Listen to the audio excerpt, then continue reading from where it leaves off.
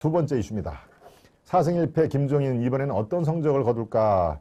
네, 이준석 또 김종인 나이 차이가 여러분 얼마나 될 것 같습니까? 네, 이준석 당대표의 우리 나이로 37살입니다. 37살. 여기에다가 자기 나이보다 더 많은 45년을 더해야 김종인 나이가 나옵니다. 김종인이 82세, 이준석이 37살. 네, 나이 차이가 무려 45살. 자기 나이보다 더 큰 갭이 있는데, 네, 이준석은 김종인의 필요성을 대표가 되고 나서 직후부터 계속 꾸준하게 얘기를 했습니다. 네, 김종인의 완톱, 김종인이 이번 대선에서 진두지휘를 해야 된다.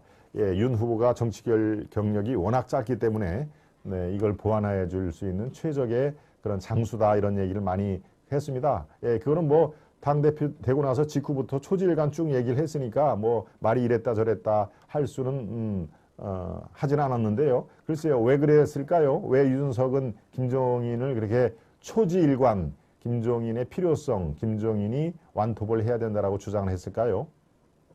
네, 바로 이준석은 당대표가 됐지만 이른바 영선 후보이기 때문에 당에 자기 지지 세력이 많지는 않습니다. 지난번에 대표가 된 것도 2030의 여러와 같은 지지, 예, SNS라든가 이 전자투표 이런 거에 강한 2030의 이야말로 몰표가 큰 역할을 한 거 아니겠습니까? 예, 그렇다 보니 당내에서는 오히려 비토 세력이 많지, 반대 세력이 많지, 자기에게 우호적인 세력은 별로 없었습니다. 그러니까 윤석열 후보가 당선이 된 이후에 윤석열 후보 주의를 감싸는 이른바 전현직 당협위원장, 의원 이런 사람들이 윤 후보에 너무 많은 거의 한 2,000명 정도 몰렸다는 거 아닙니까? 예, 그러니까 저렇게 되면은 윤석열이 자기 판단을 할 수가 없다. 인해장벽에 쳐서 이른바 문고리 3문방을 중심으로 윤핵관, 네, 윤석열의 핵심 관계자들이 드글드글 끊는 마당에서 당대표인 자기 설 자리도 지금 없어진다라고 하니까 그런 사람들에 대항해서 한 사람을 확실하게 자기와 같이 가겠다라고 이렇게 이 자신의 그런 그 수호천사라고 얘기할까요? 자신의 입지도 강화시키고 윤석열도 대선에 당선시킬 수 있는 바로 김종인을 택한 거라고 저는 봅니다. 네, 자신의 입지가 그만큼 당내에서 강하지가 않기 때문에 입지를 보완하기 위해서는 예, 김종인만한 그런 경륜가가 꼭 필요했다라고 저는 판단이 되는데요. 네, 김종인이 말씀을 제가 드린 대로 4승 1패를 거뒀습니다. 지금까지 총선이라든가 대선을 거쳐가지고 4승 1패 성적을 거뒀습니다. 바로 이 1패가 작년 4.15 총선, 이른바 그 당시에는 국민의힘이 아니라 무슨 통합당이죠? 미래통합당이네요. 미통당. 네, 미래통합당의 이른바 막판에 또 선대위원장으로 불려갔는데 이미 게임이 끝난 상태죠. 게임이 끝난 상태에서 참패를 거뒀습니다. 180대 103석으로. 자, 바로 그런 상태의 4승 1패에 과연 이번 선거를 저렇게 완탑으로 지휘를 하면서 5승 1패로 그의 화려한 정치 인생을 마감을 할 것인지 아니면은 막판에 패배를 기록해서 4승 2패, 이른바 6전 4승 2패면은 어떻습니까? 그래도 승률이 50%가 넘는 것이죠. 예, 4승 2패로 마감을 할지 그것이 여러분들의 관전 포인트 중에 하나인데요. 네, 저 도표를 통해서 조금 더 보완 설명을 드리겠습니다. 네, 2011년부터 저렇게 크고 작은 선거에 이제 그 부름을 받습니다. 크고 작은 선거에 아주 어서 오십시오. 제발 좀 살려주십시오. 라고 하는데 2011년에는 무슨 일이 있을까요? 박근혜 새누리당의 비대위원으로 영입했다. 바로 저렇게 이 새누리당이 어떻습니까? 이 천막당사를 통해서 그야말로 이 다스러져가는 당이 이름도 한나라당에서 새누리당으로 바꾸고 그럴 때 바로 위원장도 아닙니다. 비대위원으로 영입을 한 것이죠.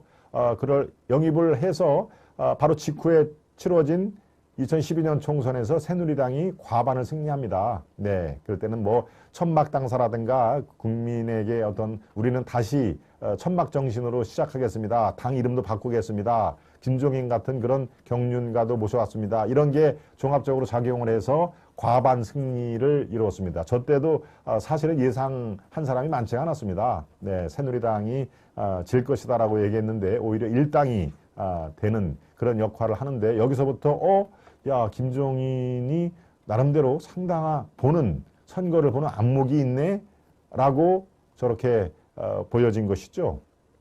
네, 2012년에 박근혜 선대위, 이제 박근혜가 대선에 본격적으로 출마를 합니다. 그때 맡은 게 국민행복추진위원장. 네, 국민행복이라는 게 이제 그야말로 중도층을 잡기 위해서 국민화합을 캐치프레이드로 내건 것이죠. 저렇게 국민행복추진위원장으로 만들었는데 2012년 대선에 박근혜 당선. 네, 물론 이때는 박근혜가 김종인이 없어도 당선이 될 수가 뭐 있었을 겁니다. 그렇지만 압도적인 표차로 박근혜를 이긴 게 바로 경제민주화라는 약간 사회주의성이 깃든 그런 정책을 들고 나와서 이른바 중도층을 그냥 함락을 시킨 것이죠. 예, 중도층의 표심을 상당히 움직였던 것은 팩트입니다.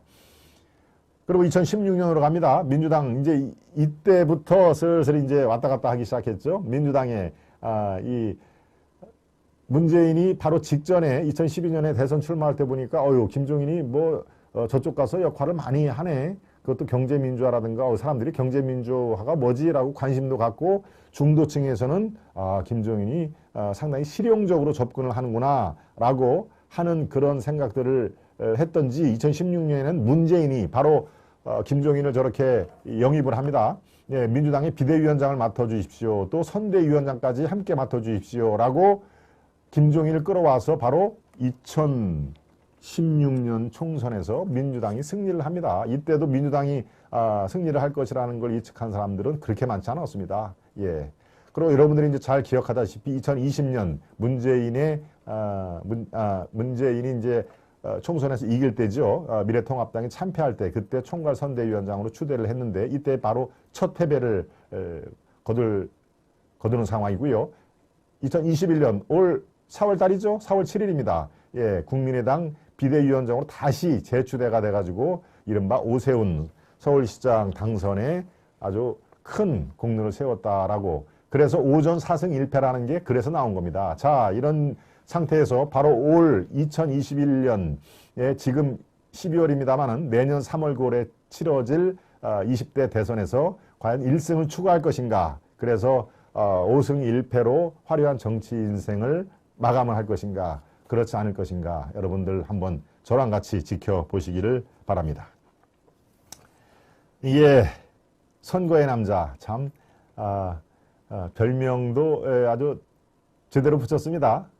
예, 저 정도 되면 선거의 남자라고 볼 수도 있죠. 4승 1패 큰 총선 대선 선거에서 4번을 진두지휘해서 이겼다라고 하는 것은 선거의 남자라고 불리기에 아무 부족함이 없을 것 같습니다. 네, 저쪽 지금 눈에 띄는 왼쪽 사진에 김종인 위원장이 오른쪽에 있는 여성분, 안경 쓴 여성분이 여러분 누군지 기억나십니까? 네, 김성주 씨죠. 김성주. 무슨 성주 인터내셔널 거기 대표인데, 저 때 바로 그 박근혜 후보가 김종인, 김성주를 이제 영입을 한 것이죠. 자, 다 중도층 겨냥을 한 겁니다. 예, 그 김성주 저분은 지금 글쎄요, 그 뒤에 뭐 정치판에 이렇게 얼굴을 드러내고 하는 분은 아닙니다만은 상당히 정치적인 그런 그 감각도 있더라라고 하는 게 취재 기자들의 전언입니다.